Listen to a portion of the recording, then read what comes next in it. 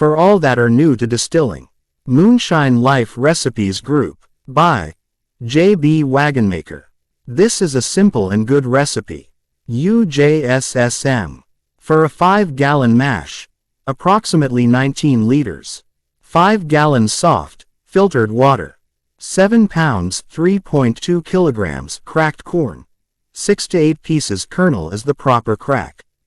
If using bird feed, make sure it is perishable, or in other words is free of preservatives. 7 pounds, 3.2 kilograms, of granulated sugar. 1 tablespoon yeast, distiller's yeast if available. Theory. Unlike a cooked mash, a simple mash does not rely on grains for starch. The corn is included for a bit of alcohol, but mainly for flavor while the sugar provides the alcohol. The conversion of starches to sugars is a natural process, accelerated by cooking. An uncooked mash will convert starches to sugars but much more slowly and less efficiently. Your added sugar will ferment rather easily and will provide most of the alcohol in your beer. Your first distillation run will be a sweet run since you will not have any backset to use for sour mashing. I recommend using the spirits you collect in your first run as feints for the next run. Yes, all of them.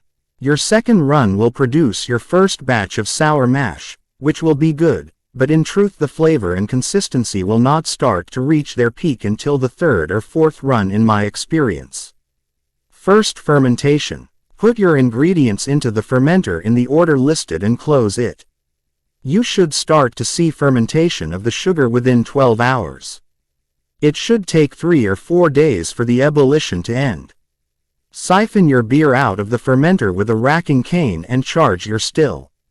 Siphoning is the best method because it allows you to pull the beer off the top of your lees, leaving them undisturbed. You do not want suspended solids in your still, and this method works quite well in keeping the lees at the bottom of your fermenter. At this point you need to make your first decision. How much backset will you use in your subsequent mashes? The legal minimum for a sour mash is 25%. I do not like to go above 50% in my experience.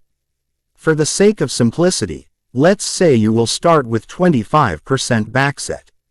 This means that for a 5-gallon mash you will use 1-1/4 of a gallon, approximately 4.75 liters, of backset and 3-3/4 of a gallon, approximately 14.25 liters, of water.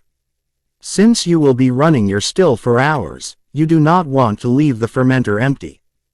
Put your 3-3/4 of a gallon of water back into the fermenter so your yeast won't die while you distill.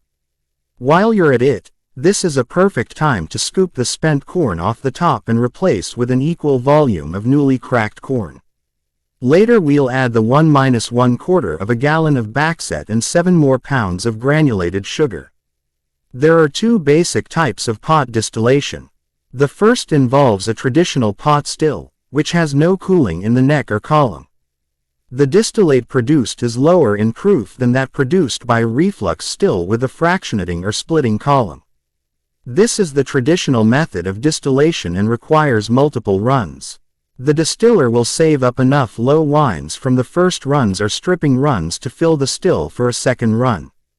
If a triple distillation is desired, the product from second distillations are collected until enough spirit is saved to fill the still for the third spirit run, and so on. The second type of pot distillation is performed in a reflux still equipped such that the column can be cooled during distillation. This type of still is far more efficient and can produce a high-proof, high-quality spirit in a single run. First run. Hot distill your wash, being careful to keep things running slowly. For beginners, 2 to 3 drops of distillate exiting the worm every second is just about the perfect speed. As you collect, periodically put 4 to 5 drops of distillate into a spoon with an equal amount of water and sip it. You will learn to identify the off taste of the heads very quickly. For your first run it is best to take very conservative cuts. I recommend very generic whiskey cuts, say 80% down to 70%. As your skills improve you will be able to go deeper into your cuts, tasting periodically for the off taste of the tails. Once you learn to identify the off tastes of the heads and tails, you will be able to make proper cuts without the use of a hydrometer, a big step toward becoming a competent distiller. Remember to discard the first 150 milliliters or 5 fluid ounces collected so you don't get any methanol buildup over time and batches. Second fermentation. Your fermenter should now contain 3–3/4 of a gallon of water, your old yeast barm, and your old corn. Take 1–1/4 of a gallon of backset from your previous distillation and add to it another 7 pounds of granulated sugar. This will dissolve the sugar rather easily.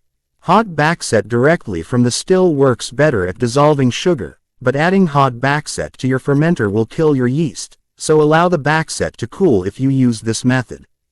Next, add this mixture of sugar and cooled backset to your fermenter, which already contains 3–3/4 of a gallon of water.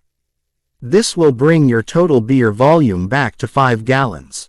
Now is the time to make sure you have removed and replaced any spent corn kernels, which float to the top of the fermenter. You only need to do this if you plan on a continual ferment, that is, past 7 or 8 fermentations, at which point your corn would otherwise be expended. Cover the fermenter and let it ferment for another 3 to 4 days or until the ebullition ends. Congratulations, if you have done everything properly, you are now ready to run your first sour mash. Second run. Siphon off your beer and charge your still. Again, replace 3–3/4 of a gallon of water into your fermenter so your yeast doesn't die while you distill. Distill your whiskey in the same manner you did during your first run, being conservative with your cuts until you gain more skill. Anything collected under 80% ABV on this run is considered a sour mash whiskey. Congratulations! This spirit is a palatable moonshine when collected directly out of the still. Collect your run down to your stopping point. Again, I recommend 70% ABV for beginners, perhaps a few degrees into the 60s if you are bold. Save all of the spirit run as good sippin' whiskey. Most moonshiners keep running their stills long after they are finished with the spirit run, collecting down to about 20% ABV before stopping.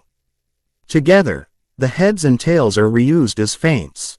I do not normally go as low as 20%, you'll have to find your comfort zone. If you start to get blue or green flecks in your spirit, you've gone too far or run things too hot.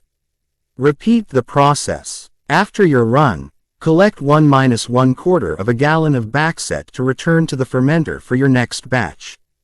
Repeat the process starting at the second fermentation. You are now producing a simple sour mash whiskey, and with practice you will be able to produce a very high quality moonshine. Age this whiskey in an uncharred oak barrel to produce a traditional Tennessee style whiskey.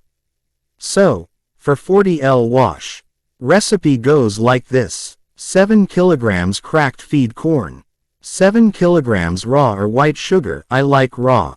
Dissolve sugar in hot water, then add enough cold water to make 40L total. Strip in pot still, discarding 100 milliliters of foreshots down to 20%.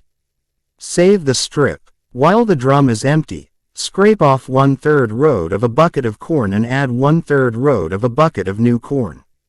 Add some water, 20L or so, to the yeast bed so you don't burn the yeast. Next step. Use 10L of hot slops backset from the still run to dissolve 7 more kilograms of sugar, stir it up and add to the drum. Add water to bring it up to the level it was before. Watch it ferment and strip again and again. When you have 40L of strip saved up, do a slow spirit. Enjoy. Moonshine Life Recipes Group. Cheers.